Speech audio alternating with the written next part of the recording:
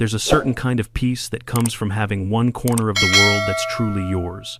For me, that place was my garage, my workshop, my escape, my sanctuary from every ridiculous HOA rule ever invented. But all it took was one woman to shatter that peace. Karen, the self-crowned queen of our neighborhood. And when I say she crossed a line, I mean she drove right over it, straight into my garage. One evening, I came home, hit the garage remote, and instead of seeing my tool bench, I saw her car parked in the center, like it was a reserved VIP spot. But the real shock? Karen, the same woman who fined people for leaving trash cans out 10 minutes too long, was asleep in the driver's seat, engine running, like my garage was her personal nap station. That was the moment something in me snapped, and that was the moment I decided she was about to receive two surprises she would never forget. Before we jump into the full story, let me know where you're watching from and what time it is there, and if you've ever had a crazy HOA moment, hit subscribe so you don't miss how this ends. I didn't always think of my garage as a battlefield. For a long time, it was just my favorite part of the house. I'm a middle-aged guy, pretty simple, give me a sturdy workbench, a decent set of tools, a crackling old radio, and a fridge with a few cold drinks, and I'm happy. The garage was where I went when the world felt too loud. No HOA emails, no passive-aggressive flyers, no urgent community updates. Just me, a half-finished project, and the hum of a box fan in the corner. Then Karen became president of the HOA. It wasn't some grand election. It was one of those sad little meetings where 5 people show up, 3 vote, and suddenly one person has power over everyone's lawn height and Christmas lights. From that day on, it was like someone handed a hall monitor a badge. Karen didn't just take the role seriously, she treated it like a mission. She patrolled the street like she owned it, clipboard in hand, visor on, lips pursed, eyes scanning for violations, trash cans an inch too close to the curb, garden hoses not coiled neatly enough, a lawn chair left out overnight. We joked that if your grass grew a millimeter too tall, you'd get a violation notice with a photo attached. The joke stopped when the letters started arriving. It wasn't just me. The Johnsons across the street got written up because their kids drew chalk on the driveway. The couple on the corner got a warning because their wreath was seasonally inappropriate. An older guy down the road was threatened with a fine because he had a restored truck in his driveway that Karen decided looked too industrial. She loved the rules, but she loved the power even more. Now, I'm not anti-rule. I mow my lawn. I edge the sidewalk. I keep my trash in bins with lids. I don't leave broken appliances on the porch or blast music at 2 in the morning. I'm the guy who pays his dues on time and minds his own business. But with Karen, it didn't matter how reasonable you were. What mattered was that she could tell you what to do. Push back even a little, and she magically found a new rule you'd never heard of. The first time she really got under my skin was a Tuesday afternoon. I was in the garage, changing the oil on my car, when I heard a sharp knock on the side door. I wiped my hands, opened it, and there she was, visor, clipboard, tight little smile. "Hi," she said, using that fake sweet tone people put on right before they complain. Just a friendly reminder that you can't leave your garage door open for extended periods. It attracts crime. I looked past her at my own driveway, then back at her. "I'm standing in it," I said. "Working." "Yes," she replied, "and it's been open for about 40 minutes. She actually checked her watch. I stared at her, waiting for the punchline. It never came. She pointed to a line in the HOA handbook about garage doors should remain closed when not actively in use. I waved a hand at the oil pan, the jack, the tools all over the floor, and said, "I am actively using it." She gave me that thin-lipped look, like she'd just bitten into something sour. "Just be mindful," she said, then turned and walked off, scribbling on her clipboard. From there, it escalated. One week, I got a notice because my trash can lid wasn't fully secured. Another time, it was because my porch light bulb was too bright and not warm-toned. My personal favorite was the warning that my truck was parked too close to the edge of the driveway, which, as far as I could tell, meant she didn't like where I'd put it. What really got to me, though, was her habit of treating other people's driveways like her own personal parking lot. It started small. When she hosted HOA meetings, her car would creep a little into my driveway. Later, when street parking got tight, she'd swing her sedan halfway across the bottom of my drive just for a minute while she dropped something off. Those minutes always seemed to happen exactly when I needed to leave. I tried being civil. The first time, I walked over and said, "Hey Karen, could you not block my driveway? I've got to get to work." She smiled, all fake neighborly charm. "Oh, of course. I was just dropping off some forms. You should have told me you were leaving. On my own property." "Sure." The second time, I said it more firmly. "Karen, this is my driveway. You can't park here." She sighed. Like, I was the one being unreasonable. "We're all neighbors. It's just space. We should share." Funny how sharing always meant I got blocked in and she got a free parking spot. Over time, she pushed farther, like a kid testing a boundary. First, the bumper crossed the edge of my property, then half the car. Then, one particularly bad afternoon when there were no street spaces left, I came home to find her sedan parked sideways across the front of my driveway like a barricade. That day, I didn't ask nicely. I rang her doorbell. She opened it with her phone to her ear, clearly mid-conversation. "Yes, you're in my driveway," I said, keeping my voice as calm as I could. "I need you to move. Now." She tilted her head. "I'll be out in a few minutes. I'm on a call." "I'm on a schedule," I replied. "Move the car now, or I'll have it towed." Her eyes narrowed. "You can't tow my car. I'm HOA president. We control the towing contract." That sentence lodged in my brain like a splinter. She really believed the rules bent around her. I didn't tow her car. I walked away before I said something I couldn't take back. But after that, I noticed every little encroachment, every time she parked too close, every time she swung her door open like my driveway was overflow parking for the HOA queen. The garage became even more important after that. It was the last line, the one place she hadn't invaded. I kept it organized, clean, private. I even installed a small security camera above the interior door, not because I expected trouble, but because my tools weren't cheap, and I liked knowing if anyone messed with them. For a while, things calmed down. She still did her patrols, still mailed out her little violation letters, still wielded the HOA handbook like a weapon, but she stopped blocking my driveway as often. Maybe someone else had climbed to the top of her hit list. Maybe she'd found a new project. I didn't care. As long as my garage stayed mine, I'll never forget the evening. Everything changed, because it began so normally. I had just finished a long shift, one of those days where every hour feels like 3. All I wanted was to pull into my garage, close the door behind me, crack open a cold drink, and sit on my little rolling stool while pretending to check on a project I had no energy to touch. The simple rituals of a tired man. That was the plan. I pressed the remote as I turned onto my street, already feeling the relief of home washing over me. The garage door began to rise in that slow, familiar way, and then my foot slammed the brake pedal to the floor. There was a car in my garage, not near it, not blocking it, not barely inside by mistake.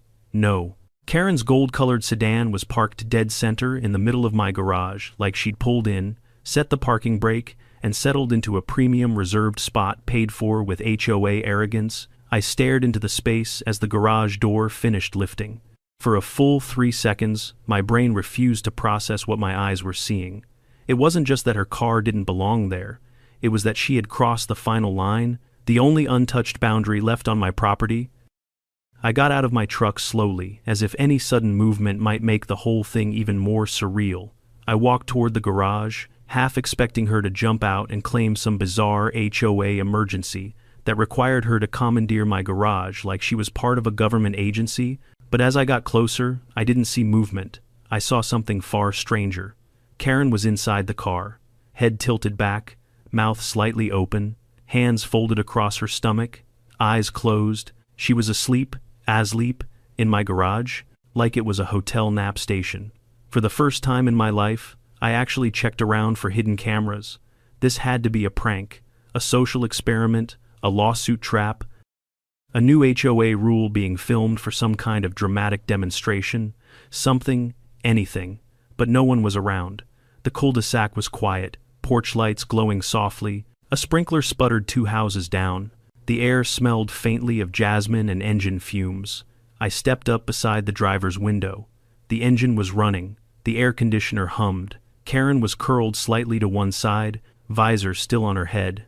It was like she had driven straight into my garage, shut the door, leaned back, and passed out mid-power trip. I knocked on the window. Not hard, just enough to wake any functioning human. Nothing. I knocked again, this time louder, still nothing.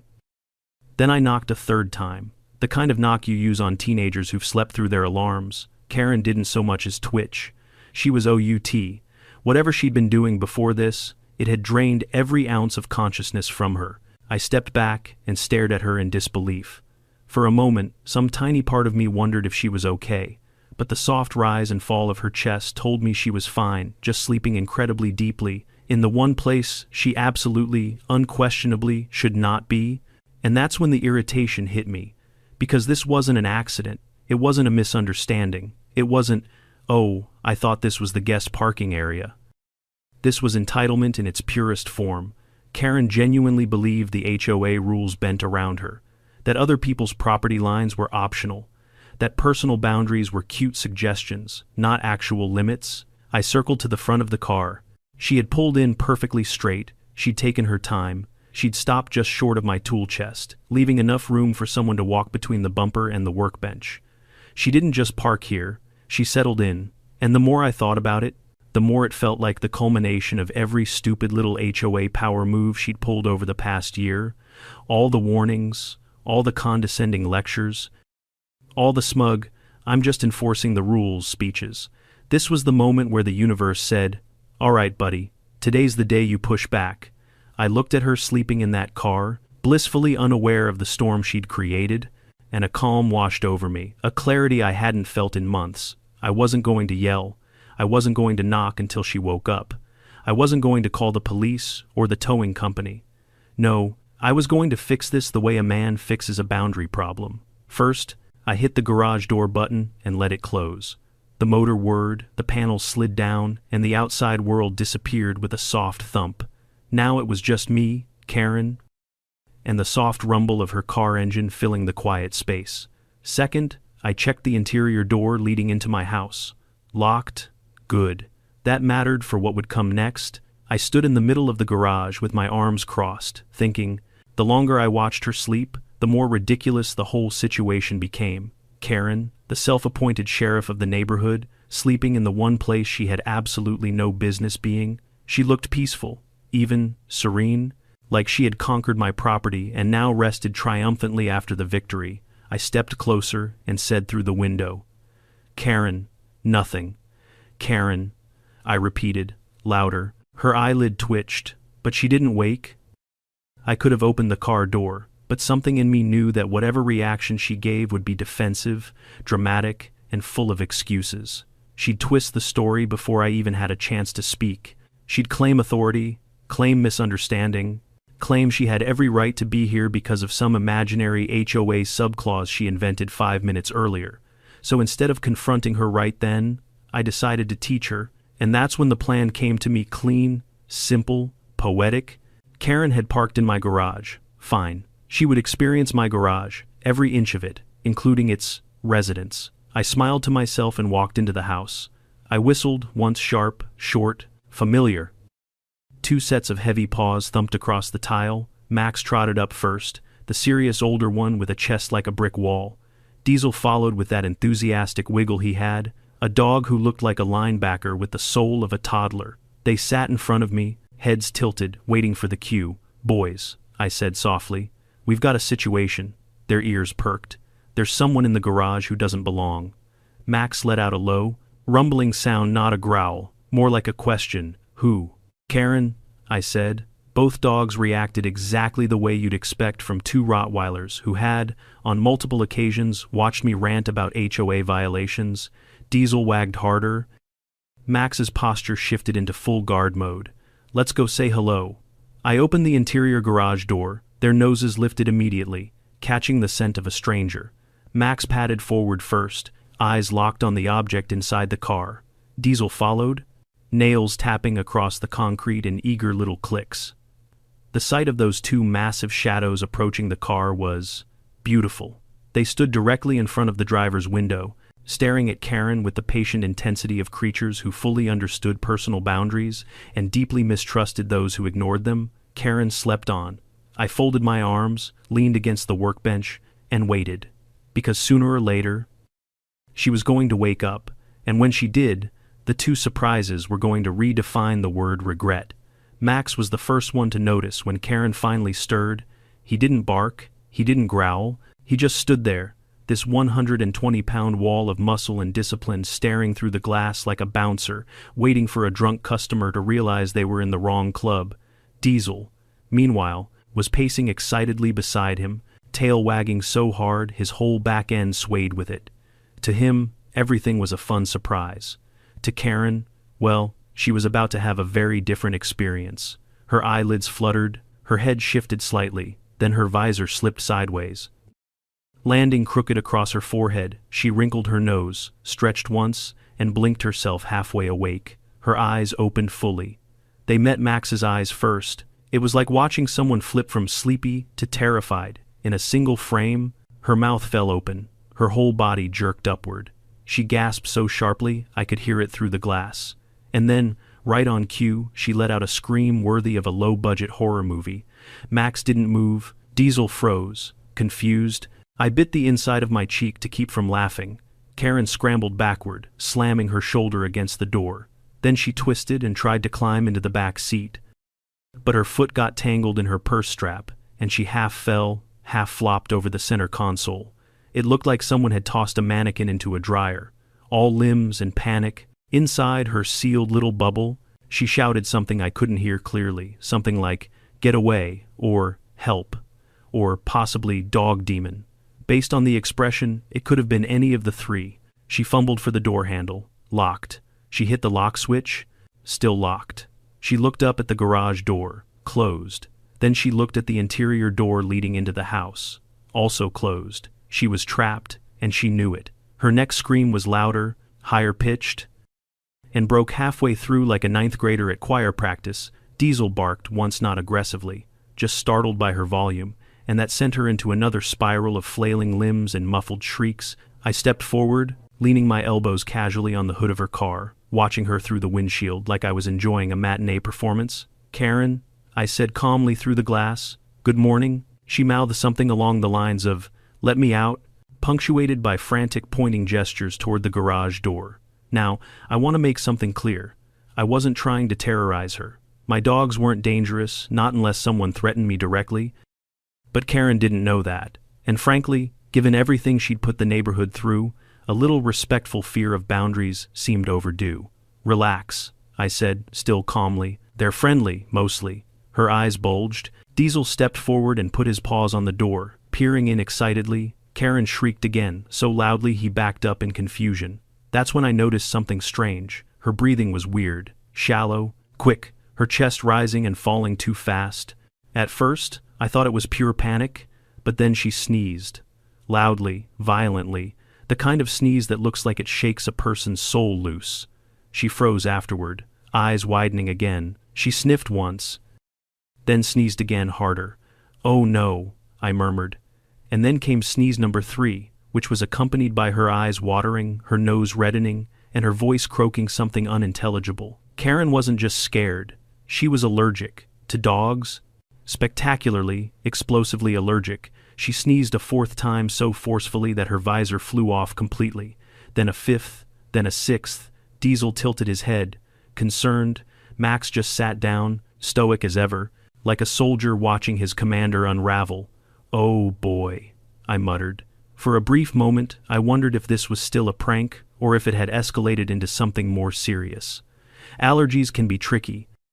I didn't want her having a medical emergency in my garage. That was the kind of HOA nightmare no one wanted. But then Karen spoke. Between sneezes, she managed to shout, "Why achoo are there dogs in here?" I raised an eyebrow. "Karen, why are you in my garage?" She tried to respond, but another sneeze tore out of her with hurricane force. "I achoo, can't achoo breathe." I doubted that. She was yelling quite loudly for someone unable to breathe. Still, I softened a little, just a little, but not enough to let her out immediately. Because here's the thing, this wasn't about punishing a woman with allergies. This was about consequences, something Karen had avoided her entire HOA presidency.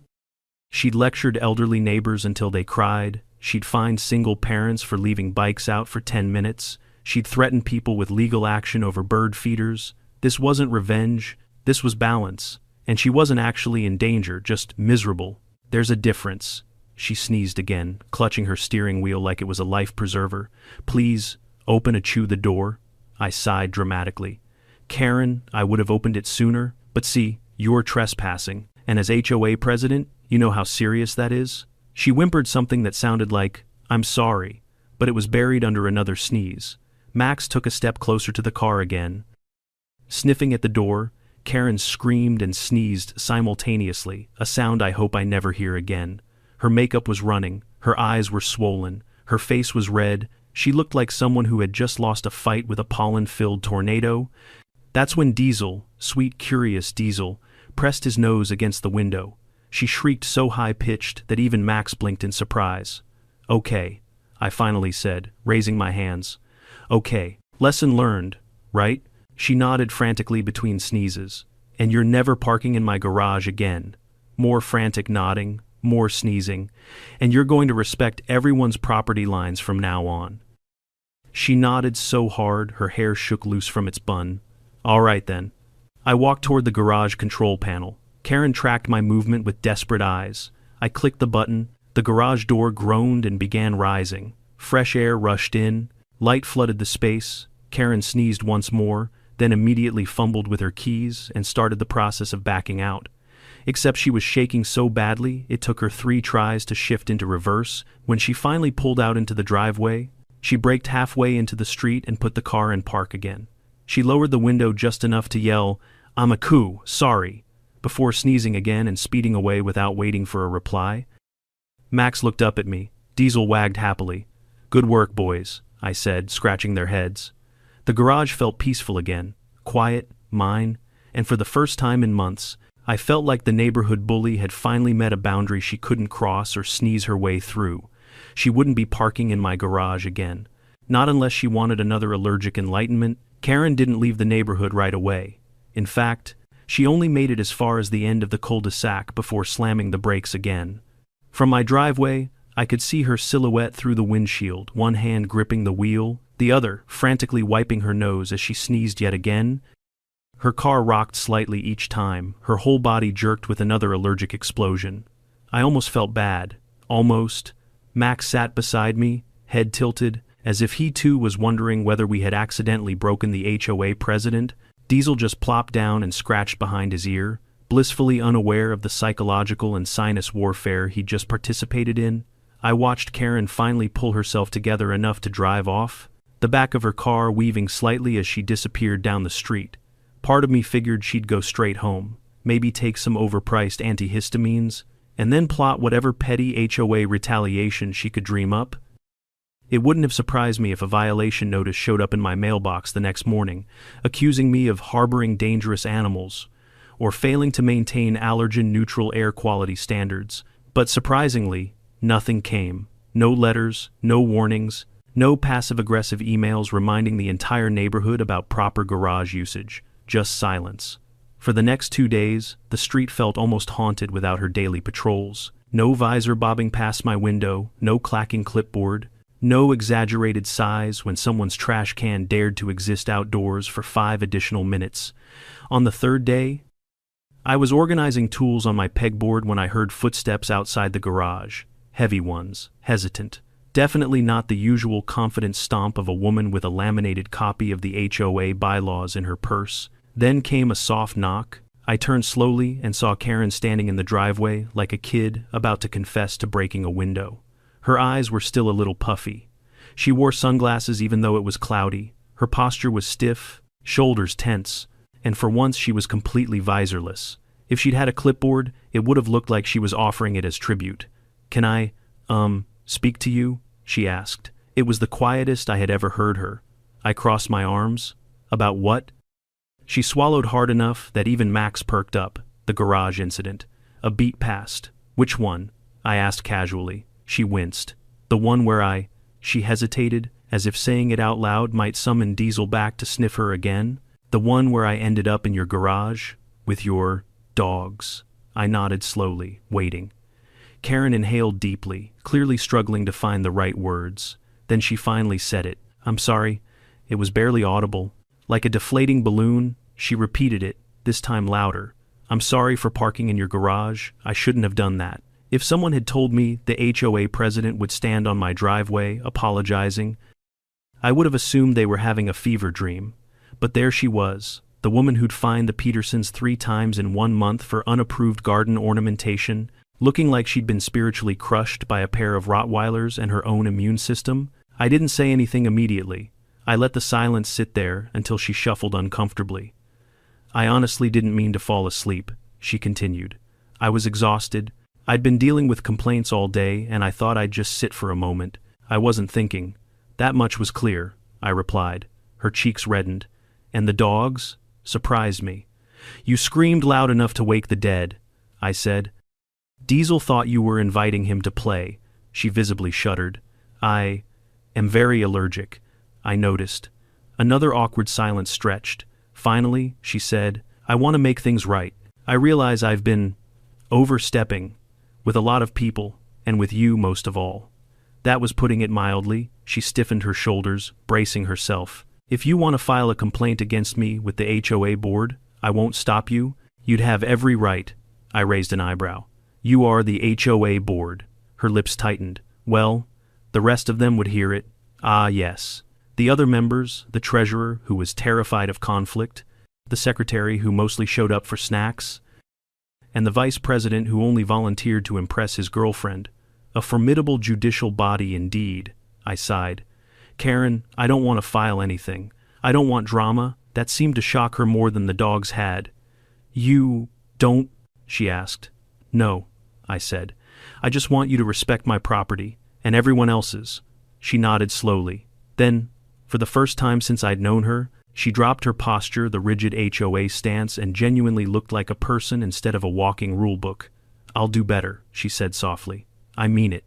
Diesel barked from inside the house, probably because he heard his name in my thoughts. Karen jumped an inch off the ground. I should go, she said quickly. Before the dogs come out, she practically power-walked away, but not before giving the garage one last wary glance. When she turned the corner, I exhaled. A part of me wanted to believe she meant what she said. Another part suspected that once the embarrassment wore off, she'd return to patrolling the neighborhood like a self-appointed sheriff. But for now, at least, peace had returned, or so I thought. The next morning, something strange showed up in my email. An official HOA announcement. Subject line, UP dated guidelines for garage and driveway access. I opened it immediately, expecting another round of absurd rules. Instead, I found this. Effective immediately. No homeowner or HOA official may enter or utilize another homeowner's garage or driveway without explicit permission. Violation of this guideline may result in disciplinary action. I stared at the sentence for a long moment. Karen had written a rule forbidding Karen from ever doing the thing Karen did. It was glorious, but the best part came next. Additionally, HOA members are reminded that the personal property of homeowners, including pets, must be respected at all times. She didn't mention dogs by name, but I knew exactly what inspired that clause. For the next week, the neighborhood buzzed with confused chatter. People wondered what had happened. Someone swore they heard screaming coming from my house that night. Another claimed Karen had run a 4-minute mile while sneezing the whole way home. The rumors grew until the entire cul-de-sac walked around like they were waiting for the next chapter, but no one knew the truth. Well, no one except me, Max, and Diesel. One evening not long after, I sat in a lawn chair in the driveway. The sun was low, the sky streaked orange, and the dogs lounged lazily beside me. Across the street, the Johnsons were out watering their flowers. When Karen walked past on her route, she paused, maintaining a cautious distance. Evening, she said stiffly. Evening, I replied. Max lifted his head. Karen flinched. She hurried away. I sipped my drink, feeling more relaxed than I had in months. Not because I'd scared her, not because she'd apologized, but because, for once, someone who had pushed everyone around had finally run into something immovable, a boundary she couldn't bulldoze with authority. And it wasn't anger that brought that boundary back. It was a pair of dogs and one very sneezy wake-up call. I really thought things would settle after that. After all, Karen had apologized something I wasn't sure she was physically capable of doing before that day. She'd rewritten HOA rules to prevent a repeat of her own mistake. She was avoiding my driveway like it was the epicenter of a plague zone. Everything suggested the universe had finally rebalanced itself. But with people like Karen, balance doesn't last long. A week went by without a single violation notice appearing on anyone's door. 2 weeks without her marching down the sidewalk like a mall cop on a mission.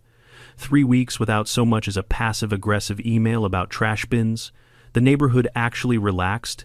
Kids played outside again without fear of being cited for excessive sidewalk chalk. People left porch lights at whatever brightness they wanted. The Johnsons even dared to put out a flamingo garden ornament, a bold move that would have guaranteed a warning letter in the old regime. It was peaceful, too peaceful, because when someone like Karen disappears from public HOA activity, it only means one thing: she's busy plotting something new.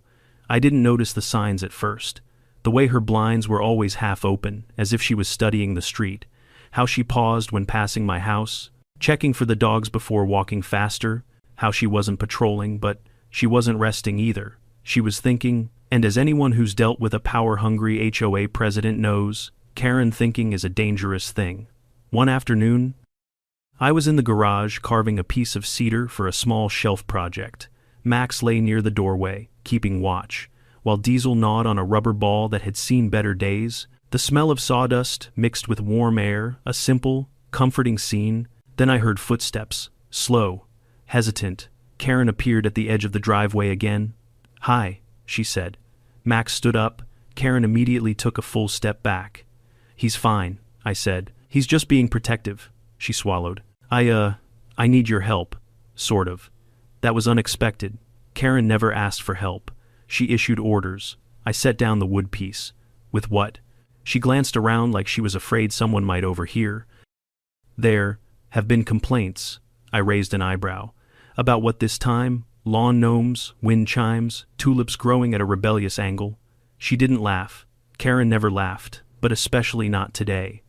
"Not those. Something about security. People feel unsafe." "Unsafe," I repeated. "In this neighborhood, yes." She clasped her hands nervously. "They say someone is watching the neighborhood, taking notes, writing things down." I stared at her. "Karen, that was you, for the past 2 years." "I know," she said, cheeks coloring. "But this is different. Someone who isn't me." "Now that was interesting," she continued. "A few neighbors mentioned seeing a man walking around at night, clipboard, flashlight, checking houses. They thought it was HOA related, but it wasn't." I crossed my arms. "So, you want my help because—" She looked down at her shoes, a gesture I didn't think she was capable of. "Because I realized something after. The garage incident. I can't keep doing everything alone, and people trust you." That last bit hit me harder than I expected. People trusted me? Sure, I said hello. Helped lift heavy things, loaned out tools, but trust. I wasn't the neighborhood spokesperson. I wasn't a leader. I was just the guy who wanted to be left in peace. But Karen believed it, and frankly, the idea of someone creeping around at night with a clipboard sounded alarming enough to take seriously. "Okay," I said finally. "What do you want me to do?" "Just keep an eye out," she said. "Tell me if you see anything unusual." I nodded. "Fine." She relaxed slightly, then looked into the garage as if expecting the dogs to leap at her. And what?" I asked. She hesitated. "I know I've been difficult. I'm trying to be better. I really am." Before I could respond, she turned and hurried off like she'd just confessed a crime. After she left, Max bumped my leg gently, sensing I was deep in thought. Diesel dropped his chewed-up ball at my feet, demanding emotional support in the form of fetch. I scratched Max's ears.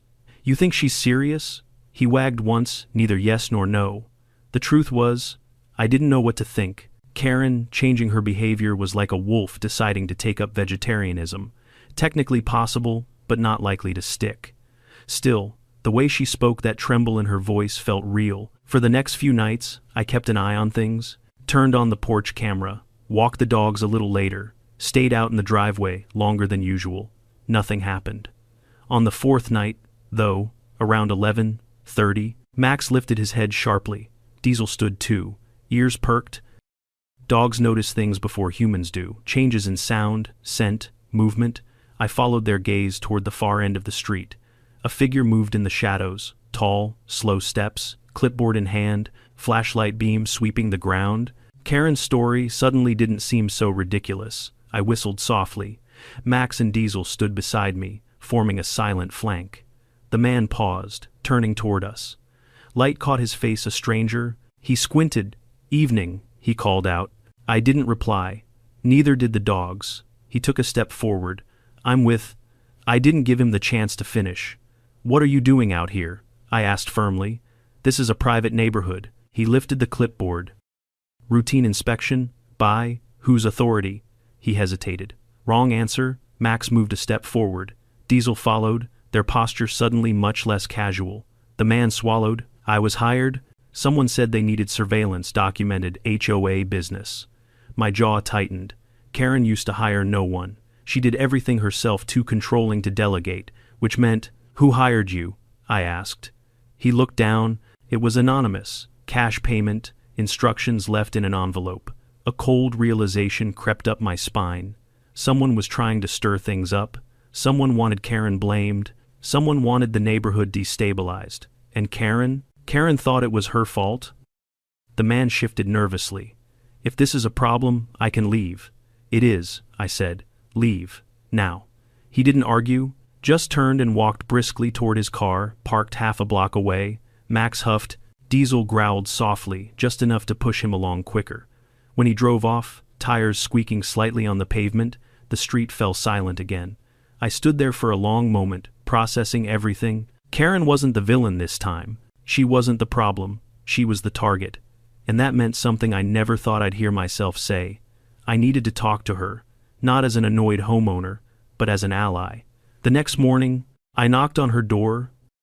She opened it wearing pajamas and holding a mug that said, HOA, honoring our authority. I chose not to comment on that. "Karen," I said, "we need to talk." She tensed. "Did something happen?" "Yes. And you're not going to like it." She swallowed. "Is it about them?" She pointed vaguely in the direction of my dogs. "No," I said. "It's about someone trying to make you look bad, and they're doing a disturbingly convincing job." Her face paled. "What do you mean, someone hired a man to walk around at night pretending to be an HOA inspector?" Karen blinked. "Why would anyone do that?" "Because," I said carefully, "someone wants the neighborhood to think you're still abusing your authority." Her hand tightened around the mug. "But I'm not doing anything. I've been trying to fix things." "I know," I replied, "which means someone else is trying to undo that." She sank onto a chair near the entryway. "Who would do that?" "I don't know," I said, "but I can help you find out." Karen looked up at me, truly looked, and for the first time, there was no judgment in her eyes. No superiority, no clipped tone, just fear and gratitude. "Why would you help me?" she whispered. I shrugged. "Because I don't like bullies, and right now, someone's trying to bully you." Her eyes welled, not with allergic tears this time. "Thank you," she said softly. Diesel barked in the distance as if to seal the pact. Max just sat stoically, as usual, and just like that, the woman who once made the whole neighborhood miserable had become someone worth standing beside. We just didn't know yet how far the sabotage went, or who was behind it, or how dangerous things were about to get. But we were going to find out, together. Karen sat very still, her fingers wrapped so tightly around her coffee mug that I half expected it to crack. For a long moment, she didn't say a word. She just stared past me, lips pressed together, eyes flickering with calculations, fear, and something I hadn't seen from her before, vulnerability. I waited. Pushing Karen never worked. She pushed back twice as hard. But when she reached her limit, when she finally broke past the protective layer of authority she wore like armor, she often slowed down just enough for the real person to surface. "This isn't supposed to happen," she whispered. "What isn't?" She looked up at me. "HOA presidents don't get targeted. HOA presidents are the ones keeping order. If someone wanted to sabotage me," her voice trailed off, "then maybe I've made more enemies than I thought." I didn't argue with that. Karen had a talent for irritating people so consistently that half the neighborhood probably fantasized about her resigning. But fantasizing wasn't the same as hiring a fake inspector to intentionally undermine her. That required effort, planning, and motivation, and something told me this wasn't just a neighbor fed up with citations. "Tell me who you think would go this far," I said. "I don't know," she snapped, then seemed to catch herself. She drew in a shaky breath. "I mean, I've upset people, but this is calculated." Someone is documenting things. For what? To frame me, to get me removed. Or, worse, I said quietly. Her eyes widened. Worse. How much worse can it get? You said neighbors felt unsafe. What if this guy wasn't hired to fake inspections, but to look into homes, into cars, into personal belongings? Karen swallowed. But that would be illegal. So is walking into someone's garage and sleeping in it, I pointed out. She flinched, cheeks flushing. Okay, fair. But why would anyone want information about the neighborhood? Blackmail, burglary, identity scams, I listed. Or maybe someone is trying to destabilize the HOA to justify taking control. Karen frowned. Who would want control of this HOA? Do you know what we get paid? Nothing? Exactly. It's a volunteer job. You couldn't pay me to— She stopped herself. Well, you know, I almost smiled. If nothing else, her embarrassment humanized her. Let's focus on the facts, I said. Who benefits most from making you look incompetent? Karen rubbed her temple. Maybe one of the board members. They've been frustrated with me before. Because you micromanage everything. I don't. She stopped, sighed. Okay, maybe a little. She stood abruptly and walked toward her kitchen, pacing back and forth as she thought out loud. The treasurer. No. She's terrified of conflict. The secretary. No. He only shows up for the pastries. The vice president. She paused. I raised an eyebrow. The boyfriend. Impressing one. Yes, she said slowly. But he's been trying to look more responsible lately. And he's ambitious. Very ambitious. Ambitious enough to hire someone to frame you. Possibly. He did bring up the idea of modernizing the HOA leadership structure. Whatever that means, it means he wants to be in charge. Karen froze, and for a moment I saw it click in her mind how this surveillance actor could provide ammunition for a coup, a scandal, a forced resignation, someone trying to dethrone the HOA queen. She sank into a chair. I can't believe this. I really can't. I pulled out a chair across from her and sat down, believing it isn't the point. What we have to do is stop it. Karen stared at me. We. Yeah, I said. We. Someone is messing with the neighborhood and using you to cover their tracks. We solve it together. Her eyes softened. Why would you help me after everything I've done? Because, I said, you're trying to change, and because someone worse might replace you. She let out a short, humorless laugh. That's terrifying. Before I could respond, there was a loud crash outside. A trash can tipping over. Diesel barked from my yard, sounding the alarm. Max growled, a deep, resonant sound that made goosebumps rise on both our arms. Karen and I shot to our feet simultaneously. That came from the side of the house, I said. Diesel barked again. More urgently this time, Karen covered her mouth. You don't think the man came back, do you? Only one way to find out. We hurried outside, sticking close to the wall. Diesel sprinted ahead, tail stiff, barking toward the gate. Max stayed between Karen and the noise, a naturally trained guard dog, positioning himself exactly where he needed to be. When I reached the gate and yanked it open, a figure jumped back in surprise. I almost punched him before I processed who it was. The vice president of the HOA. Brandon, tall, annoyingly handsome, hairstyled like he belonged in a shampoo commercial, clipboard in hand.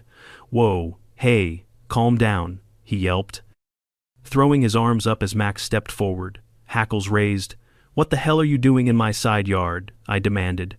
I wasn't in your yard, he stammered. I was just passing by, taking notes. On what? I said sharply. He swallowed. On property maintenance.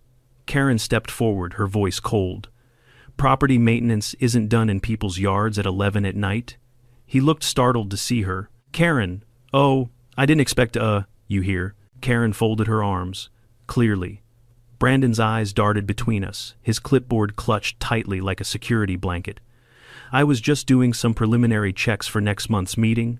Nothing suspicious. Karen took a step closer, her face inches from his. Do you think I'm stupid, Brandon? He blinked. What? No? Of course not. You hired someone to impersonate an inspector, didn't you? His face drained of color. What? No. That's ridiculous. Is it? Karen said, her voice low. Because I've been watching you, and you haven't just been taking notes, you've been snooping. Max growled again. Brandon backed up until he hit the fence. I didn't hire anyone, he blurted. I swear. Then why is someone walking around with a clipboard at night pretending to do HOA inspections? I pressed. He stuttered, opening and closing his mouth like a fish gasping for oxygen. I don't know anything about that, he said finally. Karen narrowed her eyes. Then what are you doing on this side of the house? He hesitated, and in that hesitation I saw everything. Fear, guilt, panic, not innocence. Brandon looked at Karen, then at me, then at the dogs. Diesel stepped closer, barking once as if demanding an answer. Finally, Brandon blurted, Okay, someone told me you were hiding something in your garage. Karen blinked. Me? No, Brandon pointed at me. Him? I stared at him in disbelief. Hiding what?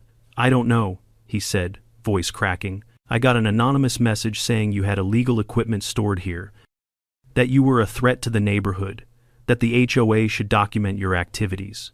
Karen and I exchanged a look. Someone was playing all sides. Someone who wasn't Brandon. Someone who wasn't Karen. Someone who wanted chaos. Karen spoke first. Show me the message. Brandon fumbled with his phone, hands shaking, and finally pulled up an email from a burner address. No name, no signature, just vague accusations and instructions. Karen's face went white.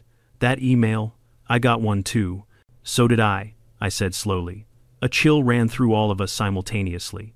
This wasn't petty revenge. This wasn't power struggle. This wasn't an HOA feud. This was coordinated. Someone was manipulating us, watching us, playing us like chess pieces. Diesel whined softly. Max growled again. Staring toward the street, Karen whispered, What if the guy last night wasn't the only one? I tightened my fists. Then we're not dealing with an HOA problem anymore. Brandon swallowed. Then what is it? I looked from him, to Karen, to the darkened street beyond us. It's someone who wants this neighborhood torn apart, I said. And unless we figure out who, they're going to succeed. Karen's voice trembled. What do we do? And for the first time, I realized they were both looking to me for leadership. Not Karen, the HOA president. Not Brandon, the ambitious ladder climber. Me, the guy who just wanted to be left alone. I took a deep breath. We find out who's behind this, I said. We stop them, and we protect this neighborhood together. Karen nodded slowly. Brandon nodded faster, mostly because Max stepped closer. Diesel barked once, as if sealing the agreement. None of us knew how deep the sabotage went. None of us knew who we were up against, but one thing was clear. This was no longer about garages, dogs, or petty HOA drama. Someone was hunting us, and we were done being prey. Everything felt heavier after that night. Not just the air or the silence, the entire neighborhood felt different. As if the foundations beneath our quiet little street had shifted. People still watered their lawns, kids still biked around the cul-de-sac, porch lights still flickered on at dusk, but beneath all of it ran a current of unease, a sense that someone was watching, evaluating, waiting. Brandon, for all his earlier bravado, stayed glued to Karen's side like a panicked intern trying not to get fired. Karen, for the first time in her HOA career, stopped thinking about rules and started thinking about safety. And I found myself in the strange position of being the one level-headed adult in the room. A week passed. Every night, I walked the dogs a little slower, listening for footsteps that didn't belong, watching the shadows, checking corners. Max was a sentinel, silent, alert. Diesel was the enthusiastic patrolman, sniffing everything twice just to be sure. Nothing happened. Until it did. It started with an email. Not from the HOA, not from a neighbor, not even from a burner account. This one came from a name I recognized, a name that shouldn't have been involved in any of this. When I opened my inbox early Saturday morning, half asleep and sipping coffee, I saw it, from Douglas H., subject, We need to talk. Douglas, the former HOA president, the man Karen replaced, the man who resigned due to stress. The man I hadn't seen in over a year since he moved out of the neighborhood. Why was he emailing me? The message was short. You're in danger. They're coming for you next. Meet me at 6 p.m. behind the old maintenance shed. Come alone. There it was, the kind of message you see in movies right before everything explodes. I stared at my laptop for a long, silent minute.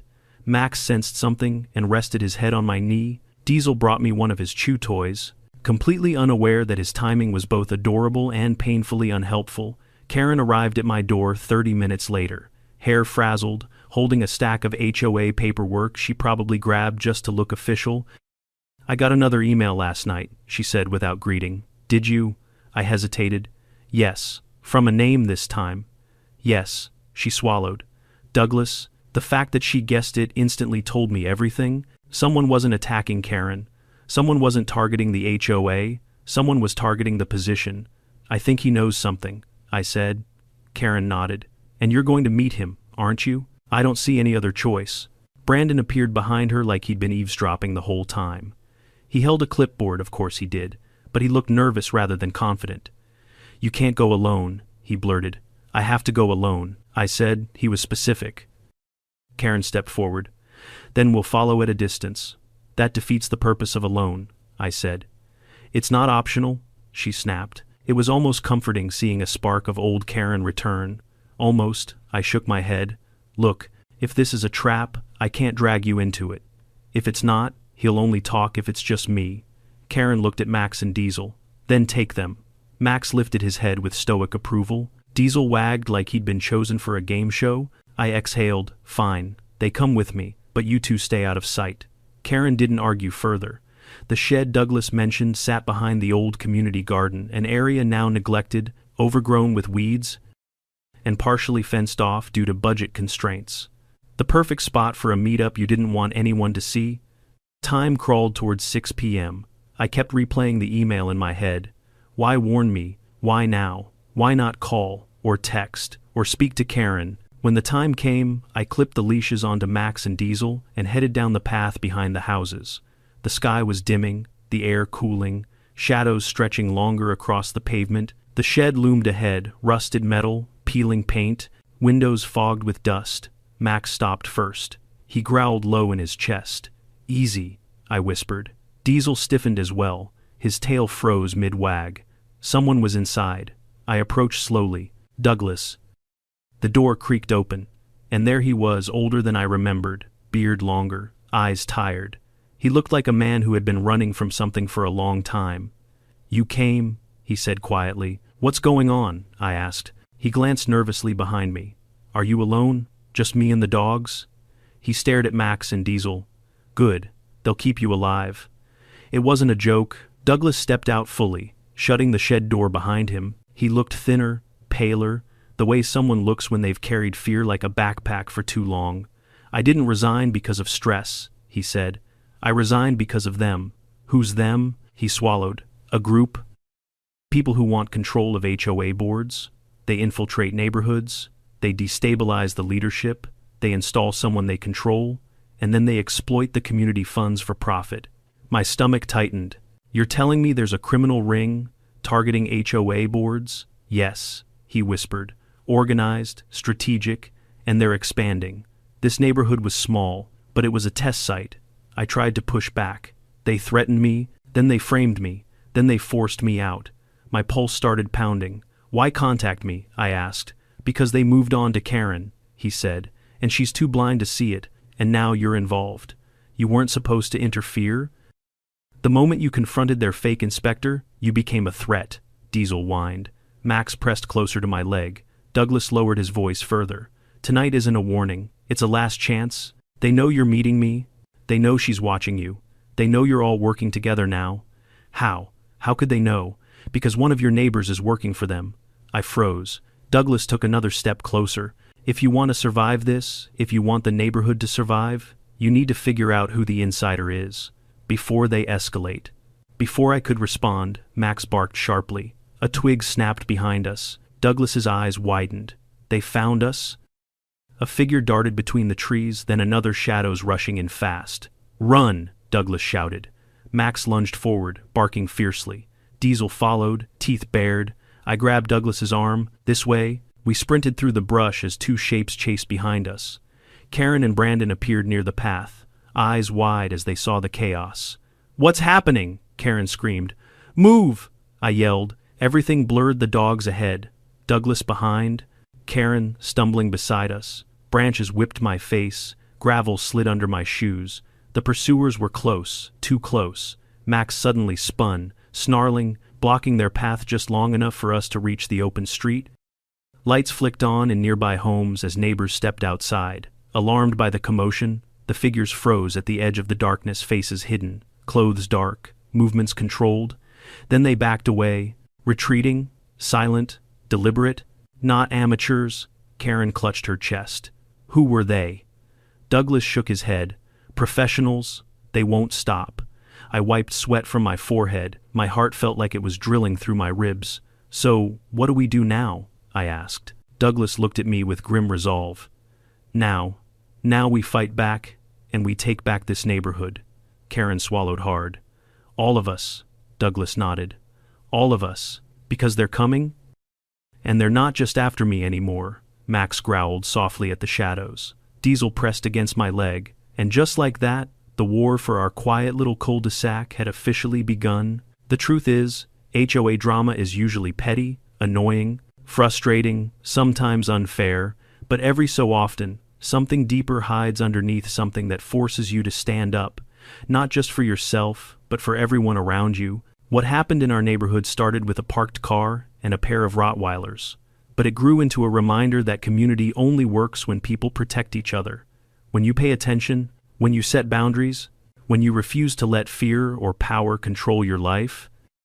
Karen learned humility, Brandon learned accountability, and I learned that even one person standing firm can make a difference. Now, I want to hear from you. Have you ever dealt with HOA chaos or a neighbor who crossed the line? Share your story below. And if you want more wild HOA tales, more twists, more lessons learned the hard way, make sure you're subscribed. You won't want to miss what comes next.